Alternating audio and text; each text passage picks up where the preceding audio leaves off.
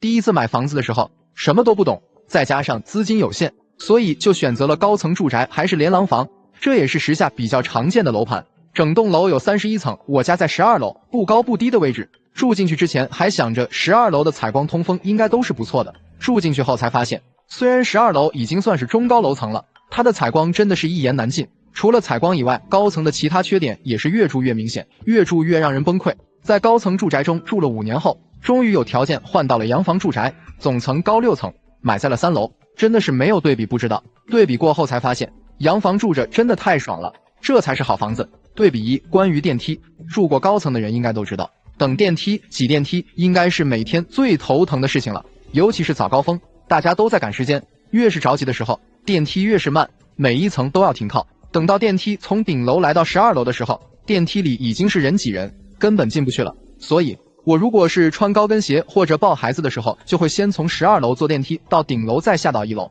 如果只是下楼也还好，大不了爬楼梯。最怕的是下到1楼后有东西忘带，再上楼的话那就简直了，等到人崩溃。搬进洋房后就不一样了，住在3楼，不管是上楼还是下楼都不需要依赖电梯，楼梯上下自如，哪怕是依赖电梯的老人也无所谓，因为一共只到6楼，而且1梯2户，还有几家没有住人，电梯根本不需要等，更不需要挤，很轻松。对比2，关于得房率，买房的时候看过很多楼盘，一般连廊的高层是2梯6户，不是连廊的高层是2梯4户，电梯间和过道面积都很大，这些都是公摊面积，买的100平方米的房子，实际套内可用面积基本只有75平方米，真的很不划算。但是洋房就不一样了，1梯2户的格局，电梯是双向入户，自家门口都会有一个独属于自己的室外玄关可以用，所以洋房的得房率算下来基本能达到90%以上。对比3，关于安全感，很多高层住宅的小区一般都是大盘，整个小区会有10几栋甚至更多建筑物，这样的小区居住人口比较密集，而且人员素质也参差不齐，物业安保也管理不过来，不管是外卖人员、快递人员还是其他外来人员都能随意进出小区，给人的安全感很差。相比之下，洋房小区的安保就更完善细致，不仅大门口有人脸识别的门禁系统，保安也会定时在小区里巡逻，物业管家更是24小时在线。整个小区都是低矮楼层，楼栋数又少，居住人员不多，小区档次更高，相对来说居住人员的素质也会略微高一些，居住在这里会更有安全感一些。另外，万一发生事故，比如火灾、地震时，住在高层的逃生难度更大，逃生机会也更小，毕竟楼层高，人员多，很容易再引发踩踏事故。而住在洋房，即使是6楼，不管是逃生还是救援都会更容易一些，像我家在3楼，完全就没有逃生的担心了。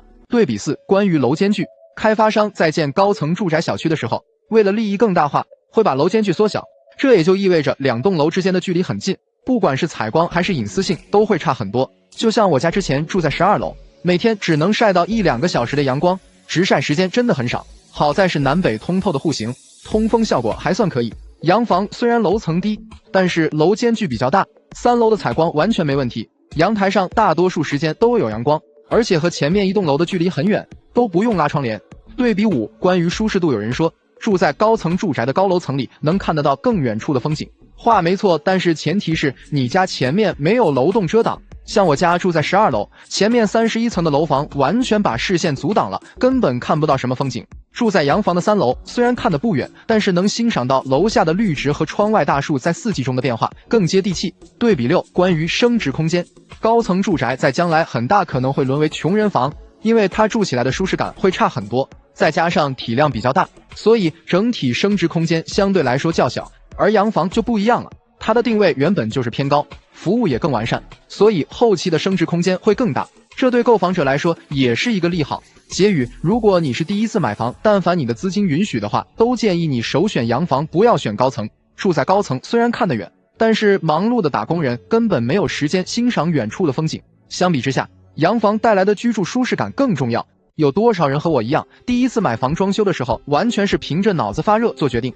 跟风各种网红潮流，结果装修完住进去以后才发现，自己给自己挖了不少坑。如果我在买房装修，说破天下面这6样东西，我也不会再要了，多花钱不说，还给自己找麻烦。1. 顶侧双吸油烟机，我家是开放式厨房，怕有油烟，一开始想选集成灶，但是觉得不好看就放弃了。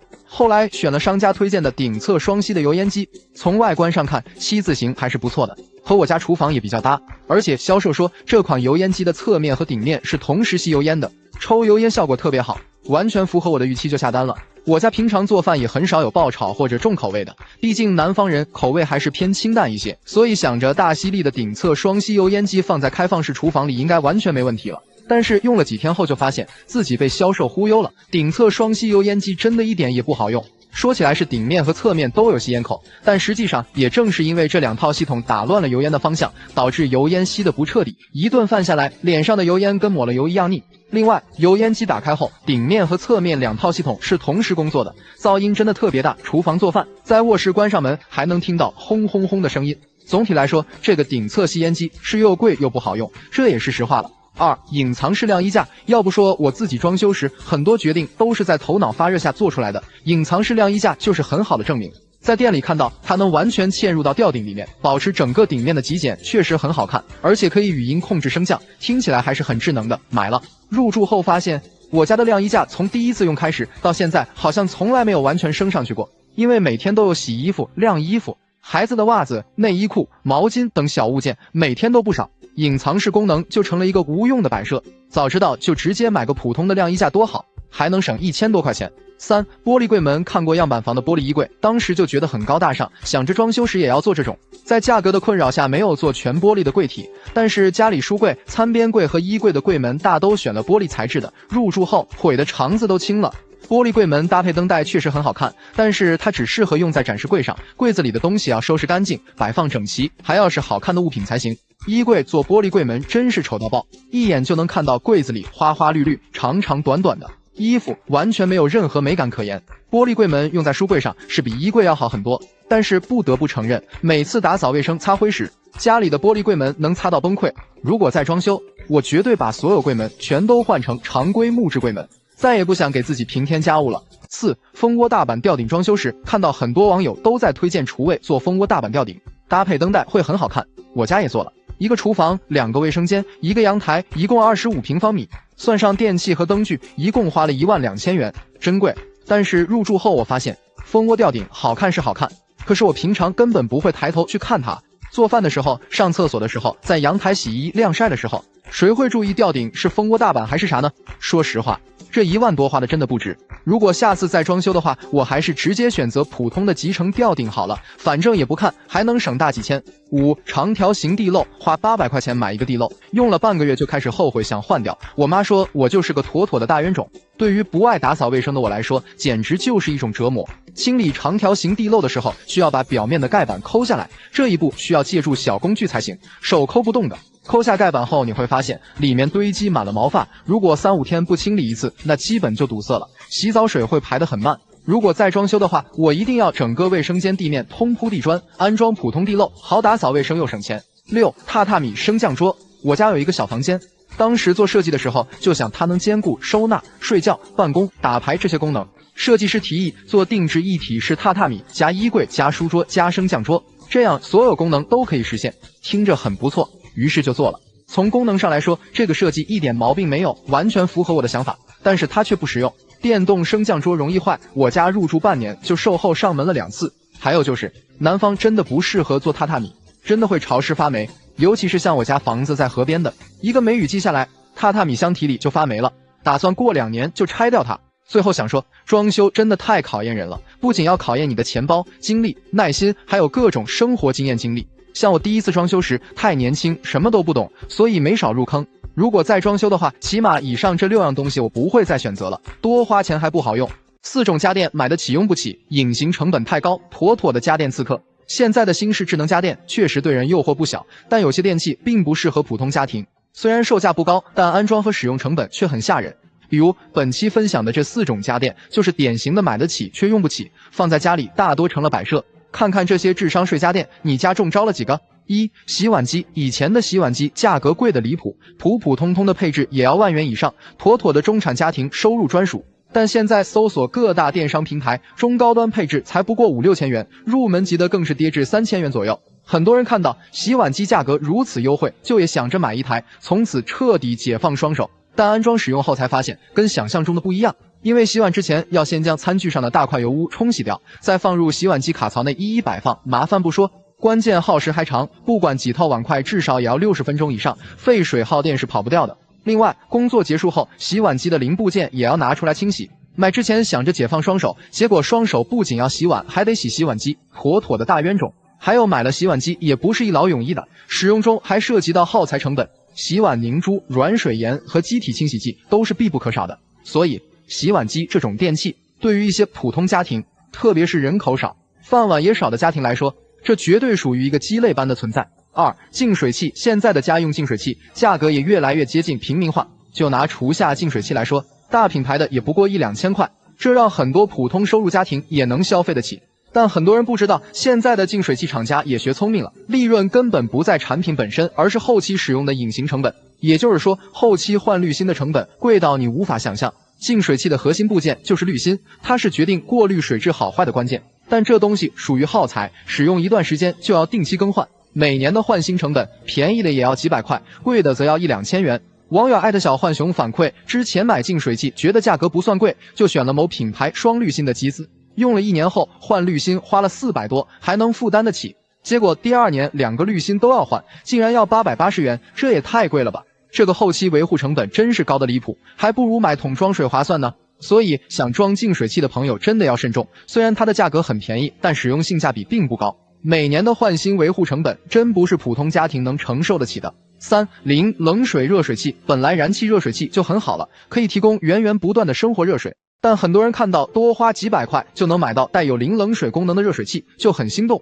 就想着也入手一台零冷水热水器，以后随时打开水龙头都有即开即热的恒温水，这样洗澡用热水才够舒服。但你有没有想过，零冷水热水器的工作原理是需要热水器水管里的水不断的循环起来，让热水管里始终充满热水，循环的过程中热水器就要一直的工作，这带来的必然结果就是非常耗费你家的燃气，每个月的天然气消耗会看得人心惊肉跳。网友艾特抠门记成人反馈，没换热水器之前，我家只用天然气烧饭，基本每月20-30，一年也不过300块。结果换了零冷水热水器之后，家里就3口人洗澡，一个月竟然涨到500多燃气费，你敢信？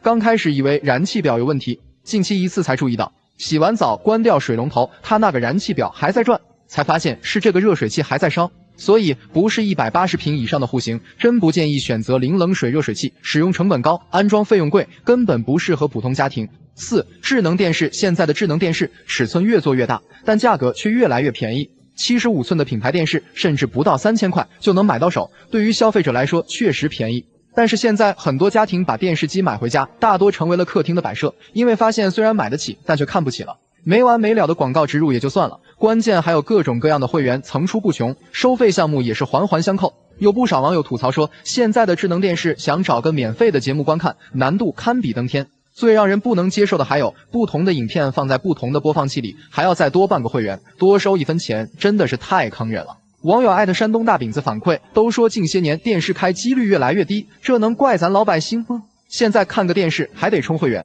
各种各样的 VIP、SVIP， 但凡好看点的节目基本都是独家，甚至还要付费才能观看。而且买了会员也不是通用的，想看个儿童节目还得再买儿童专栏会员，花几千块买个电视，结果成摆设了，真的无语。最后也奉劝各位在购买家电的时候需要理性，一定要考虑清楚自身的消费能力以及电器的使用成本，不要头脑一热盲目跟风，给生活造成不必要的负担。很多人在第一次装修新房的时候，往往会把注意力放在颜值上，总想着做高大上的设计和造型，以此来凸显自己的审美和品味。但其实日子过久了以后，就会发现实用和舒适才是最重要的。下面就给大家分享6个家里越用越爽的实用性设计，都是过来人总结的经验，缺一个都会让人遗憾。1. 分段式加倒角柜门定制衣柜的时候，别再跟风做一门到底加反弹器的设计了，看着是很极简，但是真的不实用。一门到顶的柜门长度基本都在2.4米左右，这就需要给柜门加拉直器，防止它变形。其实时间久了以后会发现，拉直器也不能完全杜绝长柜门变形，只能缓解而已。柜门一旦变形，就会出现缝隙、歪斜，关不上，到时候更难看。另外，反弹器作为免拉手设计的一个选择，也并不好用，经常要么弹不出来，要么关不上，用过的人都知道。而分段式柜门设计中，每一扇柜门长度都不太长，不需要另外加拉直器，也不会变形，省钱又耐用。柜门采用倒角的设计，既不需要明装拉手，使用起来又方便。2. 阳台洗烘套装加洗衣机伴侣，一般洗衣晾晒都是在阳台完成。在给阳台做设计的时候，强烈建议大家做洗烘套装、洗衣伴侣的组合设计，用起来真的超级爽。洗烘套装能让你在梅雨季、回南天都可以放心的洗衣服，不用担心衣服洗了干不了会潮湿发霉的情况。另外，加装一个小洗手池的设计也比较贴心实用。日常的毛巾、袜子、内衣裤等不方便直接扔进洗衣机内洗的小衣物，都可以在小洗手池清洗，然后随手在阳台晾晒，很方便。3. 杂物柜，日子过久了就会发现家里的东西真的是越来越多，尤其是一些日用品、小件杂物，如果收纳不到位，就会显得家里乱糟糟的，很不美观。所以家里一定要有一个专门的杂物柜，用来收纳这些物件。杂物柜可以设计在阳台上，也可以把鞋柜、餐边柜或者过道柜中分出一部分来，不需要太大，宽度50至80公分左右都可。柜内可以根据自己要放置的物品进行分层规划设计，或者利用洞板收纳。即使柜内凌乱不堪，只要把柜门关上，外面依然是风轻云淡，不会影响到整体的空间视觉美感。4. 入户门口一键断电，对于强迫症或者爱忘事的人来说，经常会出了门后再返回卧室内，看看自己有没有把灯关掉，有没有把插头拔掉，这样的往返既麻烦又浪费时间，不如直接在装修做水电的时候，给入户门口设计一个一键断电的开关。一键断电的开关可以控制全屋所有的用电，出门前、回家后只需要在门口按一下开关即可断电通电，很方便。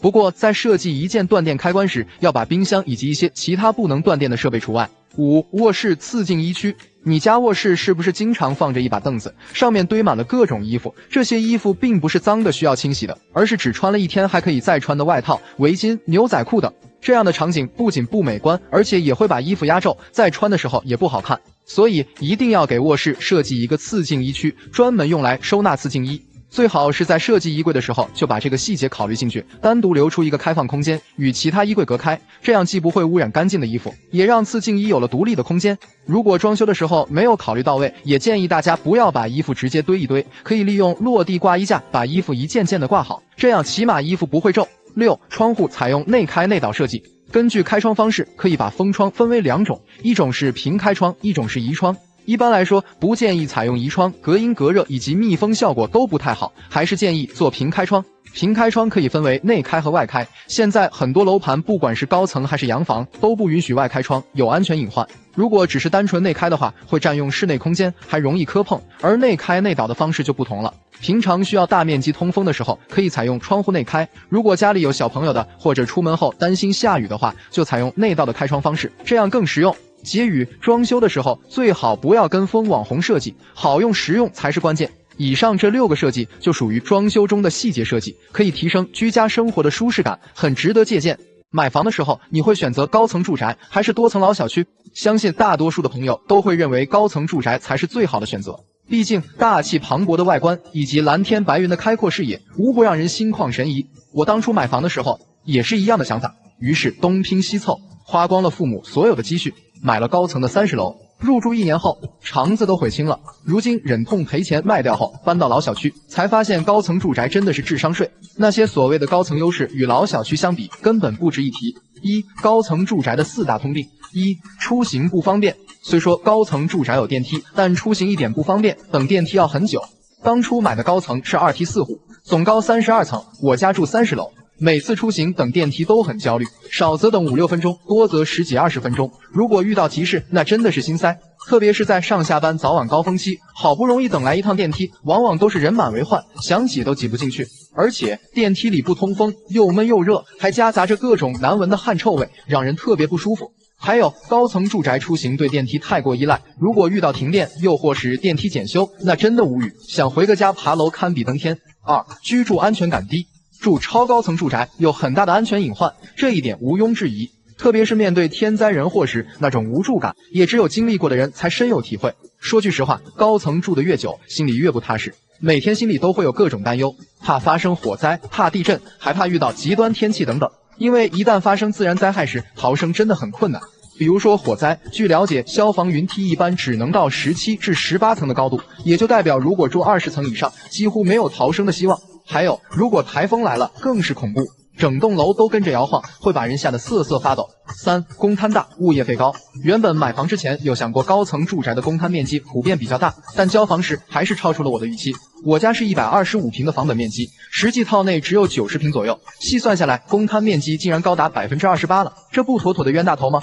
最让人气愤的是，物业管理费、取暖费等一些基础费用还得按照房本面积交。找过物业理论过几次也无济于事，他们说这是规定，他们也没办法，简直太不合理了。我家的每年物业费加上七七八八的费用，包括电梯费、车位管理费，还有供暖等，加在一起差不多也得18000块了，真的是一笔不小的开支。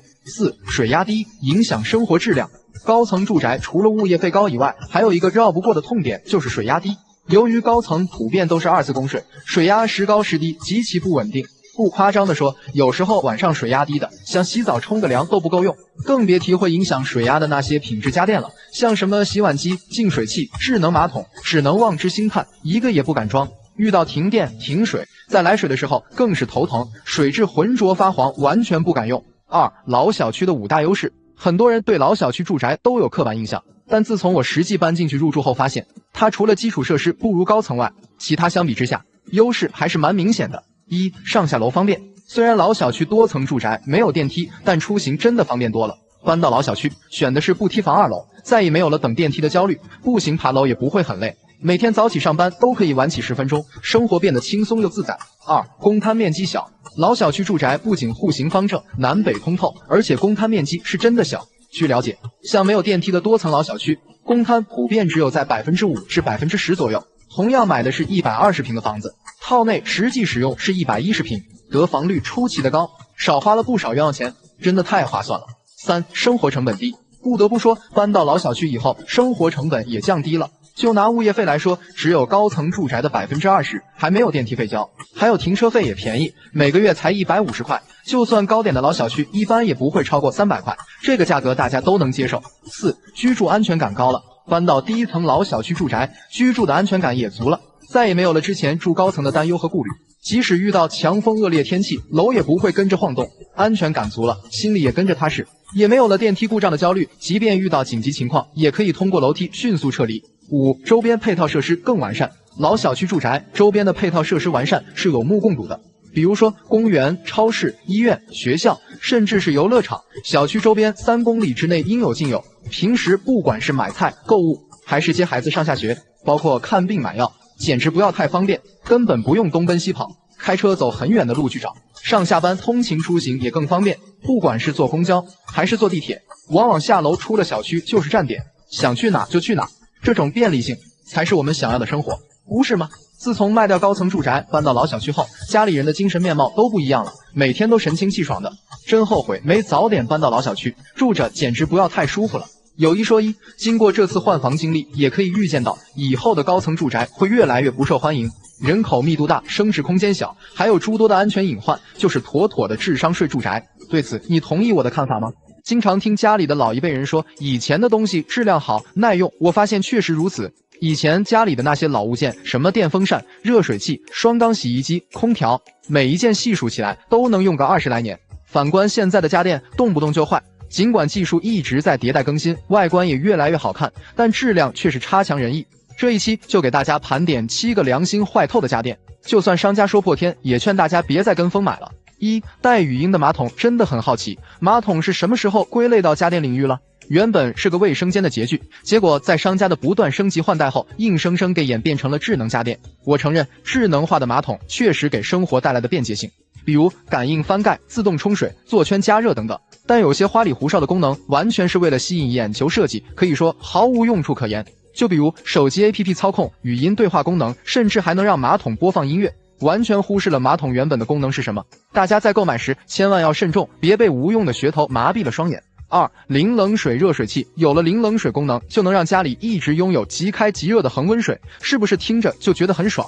但我劝你别冲动，1个月之后你去看看你家的那个燃气费，或许能让你的心凉一大截。比起浪费燃气和浪费水，自己算算都知道哪个更划算。还有，安装前要是没有预留回水管，那不管你家哪个地方用水，它都给你出热水。你猜对了，冲厕所的马桶水也是沸沸扬扬的。所以零冷水这个功能，选热水器的时候真的要酌情选择，先考虑好燃气的费用，再决定到底用不用。3. 会制冷的烟机。你敢想象现在的油烟机居然还能当空调用，似乎完美解决了夏天厨房做饭遭罪的难题。但你仔细想想，这种集成化的电器设计完全就是个噱头，正常空调制冷都需要外机支撑，而这种制冷油烟机仅仅是在内部搭载个制冷压缩机，制冷效果能好到哪去？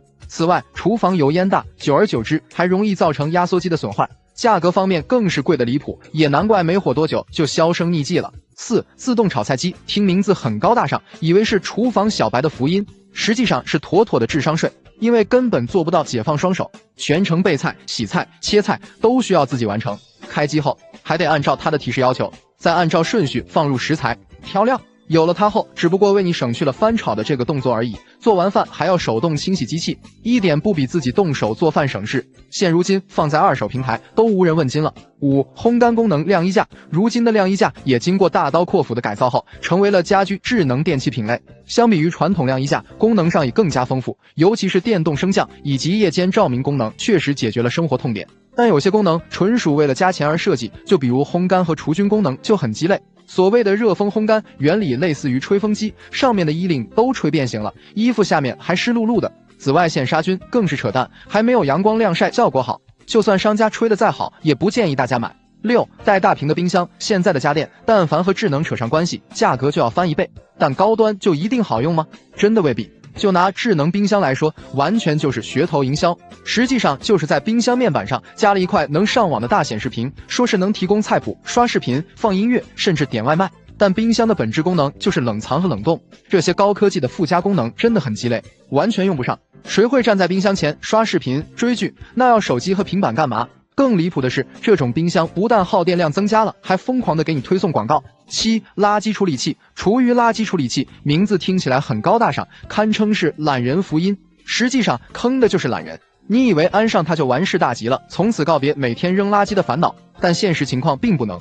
这玩意不是所有厨余垃圾都能处理，特别是大骨头、鱼鳞、果皮等都要单独挑出来，不然分分钟就毒给你看。还有使用时也不是很省心，还有配合水龙头，用水流一点点把垃圾送进去。就是说，如果你但凡懒一点，选择直接倒的话，它自己还是会堵，所以被网友们戏称为厨房垃圾，费水容易堵，使用麻烦不说，工作时嗡嗡嗡的那个噪音声，关门都挡不住。总之，看似高科技、好看却不实用的智能家电远远不止这几个，所以奉劝各位，选购任何家电都要了解清楚它的是否和自己的使用需求匹配，不要被花里胡哨的无用功能给蒙骗了。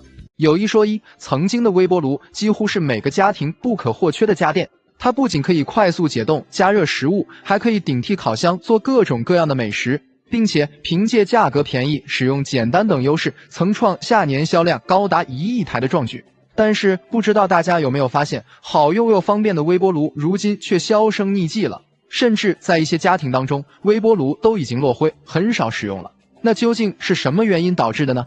本期咱们就来聊一聊关于微波炉跌下神坛背后的真相，只因5大问题太突出。1. 加热口感差。众所周知，微波炉的主要功能就是给食物加热，虽说使用起来方便快捷，但说实话，用微波炉加热过的食物口感会变得很差，甚至可以用一言难尽来形容。相信大多数使用过微波炉的人都有过相同的经历，就是用微波炉热出来的包子和馒头不仅又干又硬，而且难以下咽。这是因为微波炉的工作原理会导致食物中的大量水分流失，所以口感自然会变差。很多人也发现，用微波炉加热食物，往往表面已经烫到张不开嘴了，里面却还是凉的。随着人们生活水平的提高，大众对食物的要求也越来越高了，自然不愿意再吃这种加热后变得又干又硬的食物，所以也就减少了对微波炉的使用。2. 存在安全隐患。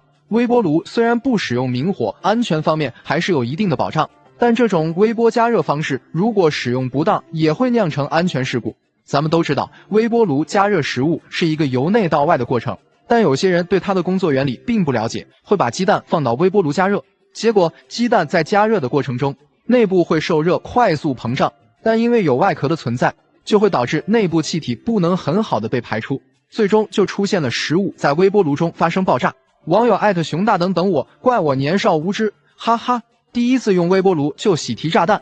搜了一下相关案例，确实很危险，有烫伤脸甚至眼睛的，这是常识，一定不能用微波炉热鸡蛋。此外，像有些含有盐离子的水果，还有辣椒、饮用水等食物，也不能放置微波炉加热，同样存在安全隐患。3. 使用限制多。当然，微波炉除了对食材有要求外，其实对于盛放食物的容器也有一定的限制。首先，微波炉里是不能放金属制品的。